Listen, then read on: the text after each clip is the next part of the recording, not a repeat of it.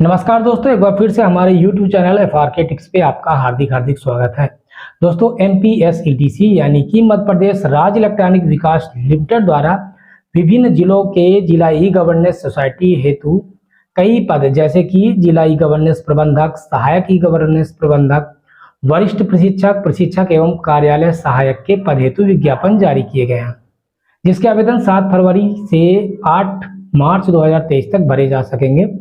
इन पद हेतु योग्यता एवं आयु सीमा क्या होगी, आप आवेदन किस तरह से कर पाएंगे, हम इस वीडियो के माध्यम से जानेंगे। तो चलिए स्टार्ट करते हैं इस वीडियो को। चैनल पे नए हैं तो सब्सक्राइब जरूर कर लीजिएगा ताकि हमारे अपकमिंग वीडियो का अपडेट आपको आसानी से मिल सके।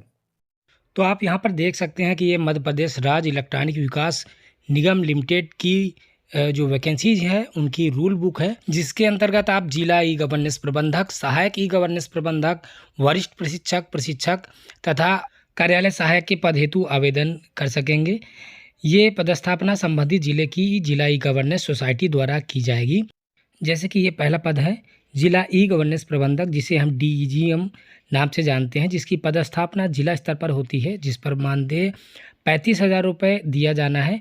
और इस हेतु न्यूनतम योग्यता BE कंप्यूटर साइंस या IT अथवा BTech computer science IT, MCA MSc computer science IT में अनारक्षित या OBC आवेदकों हेतु 60% तथा SC ST आवेदकों हेतु 50%, साथ ही CS अथवा IT स्ट्रीम में वैध गेट का स्कोर कार्ड होना अनिवार्य है। यानी कि आपके पास योग्यता के अलावा गेट का स्कोर कार्ड जरूर होना चाहिए। दूसरा जो पद है वो जिला स्तर पर जो ई-दक्ष केंद्र होते हैं, ट्रेनिंग सेंटर होते हैं, शासन की विभिन्न योजनाओं के संबंधित ट्रेनिंग देने के लिए, तो उस पर वरिष्ठ प्रशिक्षक या लीड ट्रेनर के लिए पद है, जिसका वेतनमान भी 35,000 रुपये प्रति माह है। इसमें भी BTech कंप्यूटर साइंस या IT में, MCA या MSc मान्यता प्राप्त विश्वविद्यालय में किसी भी सब्जेक्ट में ग्रेजुएशन, साथ में नाइलेट या DOE ACC का B लेवल सर्टिफिकेट होना अनिवार्य है। OBC आवेदक हेतु 60% तथा SC ST आवेदक हेतु 50% में उत्तीर्ण होना आवश्यक है। और इस पद हेतु भी आपको CS या IT स्ट्रीम में वैलिड गेट का स्कोर कार्ड होना अनिवार्य है। तीसरे नंबर का जो पद है प्रशिक्षक का पद या ट्रेनर का पद, ये भी जिला स्तर के ई-दक्ष केंद्र हेतु है। इस पे वेतनमान वरिष्ठ प्रशिक्षक की तुलना में 5,000 कम, यानी कि इस पर 30,000 प्रति माह आपको दिए जाएंगे। और योग्यता वरिष्ठ प्रशिक्षक के समान ही है, यानी कि BE कंप्यूटर साइंस या IT या BTech MCA MSc मान्यता प्राप्त विश्वविद्यालय में से किसी भी विषय में ग्रेजुएशन, साथ में DOE ACC या नाइलेट का सर्टिफिकेट होना अनिवार्य है, साथ में वैलिड गेट कार्ड होना अनिवार्य है। चौथे नंबर में सहायक ई गवर्नेंस प्रबंधक यानी AEGM, ये ब्लॉक या तहसील स्तर पर पोस्ट होती है। इस पर भी 30,000 रुपये प्रति माह वेतन दिया जाएगा। इसकी योग्यता भी BE अथवा BTech कंप्यूटर साइंस या IT में, MCA या MSc अनारक्षित या OBC के लिए 60% से, या और SC ST OBC के लिए 50%, और CS या IT स्ट्रीम में वैलिड गेट स्कोर कार्ड होना अनिवार्य है। फिफ्थ नंबर में यहाँ पर कार्यालय सहायक यानी कि ऑफिस असिस्टेंट का पद है, जिसमें 15,000 रुपये प्रति माह दिया जाएगा। ये जिला स्तर पर ये भी भर्ती है। इस पर जो योग्यता है हायर सेकेंडरी 60% से पास होना चाहिए। साथ ही जो मध्य प्रदेश की कंप्यूटर दक्षता परीक्षा होती है CPCT, वो 40% से उत्तीर्ण होना चाहिए, जिसमें कंप्यूटर प्रोफिशिएंसी के लिए 20% और हिंदी और इंग्लिश टाइपिंग के लिए 10% से पास होना चाहिए। ये उसके बाद दायित्व लिखे हैं कि किन किन पदों में क्या क्या दायित्व सौंपे जाएंगे। उसके बाद हम यहाँ पर बात करते हैं एज की। तो एज की गणना 1/1/2023 से 18 वर्ष से अधिकतम 40 वर्ष मध्य प्रदेश के मूल निवासी आवेदकों के लिए आरक्षित है, जबकि मध्य प्रदेश के जो बाहर के आवेदक हैं वो भी इस पे आवेदन कर पाएंगे, जिसकी अनारक्षित की अधिकतम आयु सीमा है वो 35 वर्ष है, और मध्य प्रदेश के जो अनारक्षित हैं उनके लिए 40 वर्ष है। इसके अलावा मध्य प्रदेश के किसी शासकीय निगम मंडल के जो कर्मचारी हैं, आरक्षित वर्ग के कर्मचारी हैं या अनारक्षित महिला वर्ग है, तो वो 45 ईयर की एज तक इस पद हेतु आवेदन कर पाएंगी। यानी कि मध्य प्रदेश की किसी भी वर्ग की महिलाएं हैं वो 45 ईयर की एज तक आवेदन कर पाएंगी, जबकि मध्य प्रदेश के आरक्षित वर्ग का पुरुष 45 एज तक किसी भी पद हेतु आवेदन कर सकेगा।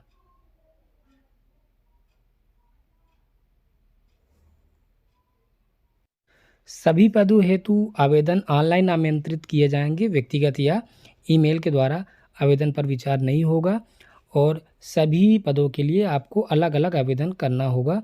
जिला ई गवर्नेंस प्रबंधक, वरिष्ठ प्रशिक्षक और सहायक ई गवर्नेंस की जो भर्ती का चयन होगा वो गेट में प्राप्त स्कोर के आधार पर मेरिट लिस्ट तैयार होने के बाद होगा। उस मेरिट लिस्ट की वरीयता के हिसाब से वर्तमान में और भविष्य में जो भी पद रिक्त होंगे वो पद संबंधित जिला ई गवर्नेंस जो सोसाइटी होती है उनके अनुसार भरी जाएंगी। कार्यालय सहायक यानी कि ऑफिस असिस्टेंट का जो चयन होगा वो 12th के 60% तथा CPCT के जो 40% या उससे अधिक प्राप्त करने वाले जो उम्मीदवार हैं उनके प्राप्त अंक की मेरिट तैयार की जाएगी और उसी आधार पर उनका चयन किया जाएगा। यहाँ पर आप ऑफिस असिस्टेंट की योग्यता न्यूनतम अंक उस पर देख सकते हैं। समान अंक प्राप्त करने वाले जो अगर अभ्यर्थी हैं तो अधिक उम्र वाले जो अभ्यर्थी होगा उसको मेरिट में ऊपर रखा जाएगा और जो मेरिट लिस्ट है वो संख्या के आधार पर तैयार की जाएगी और जितने भी पद हैं उनसे 2 गुना अभ्यर्थियों की जो है वेटिंग लिस्ट तैयार की जाएगी। चयनित या प्रतीक्षारत जैसी भी स्थिति हो अभ्यर्थियों को जिले में आवंटित करने हेतु उनकी काउंसलिंग की जाएगी। चयनित अभ्यर्थियों के उनके डॉक्यूमेंट का वेरिफिकेशन भी अनिवार्य होगा, तो इसके लिए ओरिजिनल हाई स्कूल की जो मार्कशीट होगी, साथ ही हायर सेकेंडरी यानी 10+2 की अंक सूची, जो पद हैं उनके निर्धारित न्यूनतम योग्यता के जो भी प्रमाण पत्र हैं और जो साथ में गेट या CPCT का स्कोर कार्ड जहाँ पर जो लागू होगा वो मध्य प्रदेश के अगर निवास के रूप में आपने आवेदन किया है तो मूल निवासी का प्रमाण पत्र, जाति प्रमाण पत्र और EWS का प्रमाण पत्र है तो वो भी आपको वेरिफिकेशन के समय उपलब्ध कराना होगा।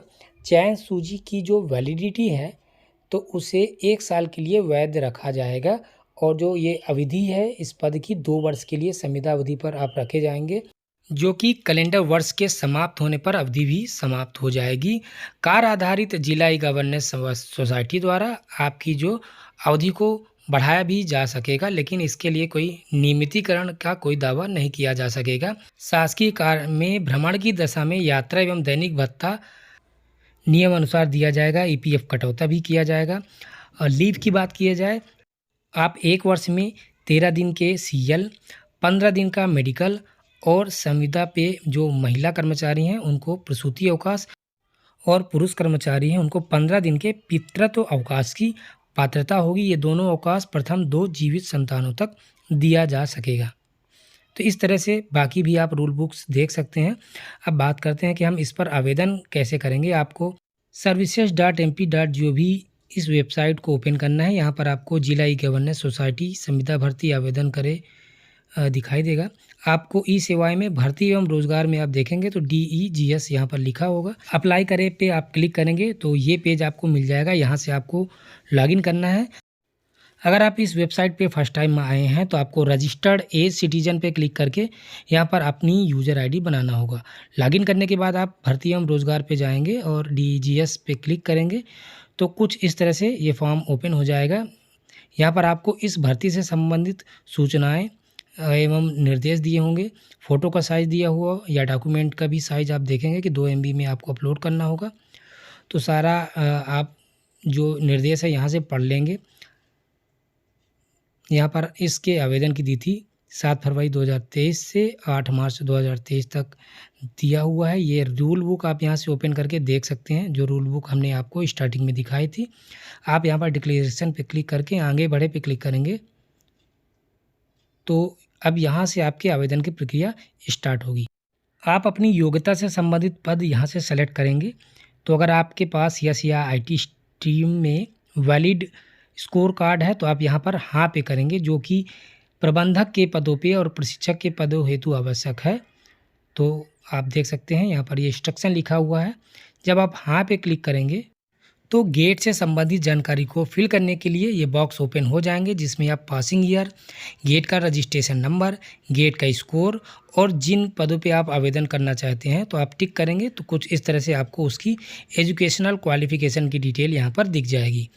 इसी तरह आप वरिष्ठ प्रशिक्षक को क्लिक करेंगे तो ये बारी बारी से जिसे भी आप ओपन करना चाहेंगे तो उसे ओपन करके सेलेक्ट कर सकते हैं। ठीक इसी प्रकार अगर आप कार्यालय सहायक के पद के लिए आवेदन करना चाहते हैं तो आपको सीपीसीटी में हाँ करना होगा। पासिंग डेट और सीपीसीटी का रजिस्ट्रेशन नंबर यहाँ फिल करना होगा और कार्यालय सहायक इस पद पे आप क्लिक करेंगे तो ये डिटेल आपकी दिख जाएगी। आपको इस आवेदन में व्यक्तिगत जानकारी, शिक्षा संबंधी जानकारी, सीपीसीटी या गेट के स्कोर कार्ड को अपलोड करके अपने आवेदन को कंप्लीट करना होगा। तो जो पहला चरण है आपकी व्यक्तिगत जानकारी, तो यहाँ पर आपको सबसे पहले अगर आप एमपी में हैं तो आप हाँ पे क्लिक करेंगे और समग्र आईडी को यहाँ पर फिल करेंगे और जानकारी जोड़ेंगे तो आपकी पूरी डिटेल आ जाएगी। इस पेज पे आप अपनी जानकारी अपनी भर के और एड्रेस भर के सबमिट करेंगे और नेक्स्ट पेज पे जाएंगे तो आपको अपनी एजुकेशनल क्वालिफ़िकेशन की डिटेल आपको भरनी होगी। एमपी के निवासी इस पे समग्र आईडी डालेंगे और जानकारी खोजे पे क्लिक करेंगे तो ऊपर वाला डाटा ऑटोमेटिक फिल हो जाएगा। और एड्रेस के बाद आपको जैसे शिक्षा की जानकारी भरना है तो सबसे पहले आप यहाँ पर न्यूनतम जो शिक्षा की जानकारी भरेंगे, जैसे कि हमने यहाँ पर 10th सेलेक्ट किया है। देन उसके सब्जेक्ट, यूनिवर्सिटी नेम या बोर्ड नेम, उत्तीर्ण वर्ष, बोर्ड नेम हमने एमपी बोर्ड सेलेक्ट किया, उत्तीर्ण वर्ष सेलेक्ट कर लिया। उसके बाद प्रतिशत पे क्लिक करेंगे और योग्यता जोड़े पे क्लिक करेंगे तो ये जानकारी सेव हो जाएगी। इसी तरह से आपको बारी बारी सारी जानकारी भरने के बाद आगे बढ़ाए पे क्लिक करना है। उसके बाद अगर आपने प्रबंधक के लिए भरा है तो आपको गेट की जानकारी, या ऑफिस सहायक के लिए भरा है तो आपको टाइपिंग संबंधित कंप्यूटर प्रोफिशिएंसी से संबंधित जानकारी यहाँ पर फिल करनी है। इसे भी आप फिल करके और सेव करें और आगे बढ़ाए पे क्लिक करेंगे तो आप डॉक्यूमेंट अपलोड करने वाले चरण में आ जाएंगे। यहाँ पर सबसे पहले आपको अपनी फ़ोटोग्राफ को अपलोड करना है, जिसे आपको जेपीजी 2 MB से कम के साइज़ में अपलोड करना है। फ़ोटोग्राफ अपलोड करने के बाद आपको अपना सिग्नेचर अपलोड करना होगा, तो आप इसे भी ब्राउज़ करके अपने पीसी से अपलोड कर सकेंगे। आप देख सकते हैं इस तरह से सिग्नेचर अपलोड हो गया। अब आपकी जो क्वालिफ़िकेशन की मार्कशीट है 10th 12th IT BCA MCA वो आप बारी बारी से अपलोड करेंगे। इसे आप जेपीजी या पीडीएफ में अपलोड कर सकेंगे। सीपीसीटी का स्कोर कार्ड है या गेट का स्कोर कार्ड है तो आप वो भी कुछ इस तरह से ब्राउज़ करके अपलोड कर लेंगे। डॉक्यूमेंट के अपलोड होने के बाद आप सेव एंड प्रीव्यू पे क्लिक करेंगे और ओके पे क्लिक करेंगे तो आपका आवेदन आपको दिख जाएगा। एक बार आप अपनी जानकारी चेक कर लेंगे। अगर आप किसी प्रकार का करेक्शन करना चाहते हैं तो आप करेक्ट कर पाएंगे। उसके बाद फाइनली आपको सेव कर देना है। सेव करने के बाद आपको यहाँ पर आवेदन नंबर मिल जाता है और आपका आवेदन कंप्लीट हो जाता है। तो अंत में आपको फाइनल सबमिट पे क्लिक कर देना है। तो दोस्तों आशा करता हूँ ये वीडियो आपको पसंद आया होगा। वीडियो को लाइक, चैनल को सब्सक्राइब और अपने दोस्तों के बीच शेयर करना मत भूलें। मैं फिर मिलता हूँ किसी नए टॉपिक के साथ। आपका दिन शुभ रहे। धन्यवाद।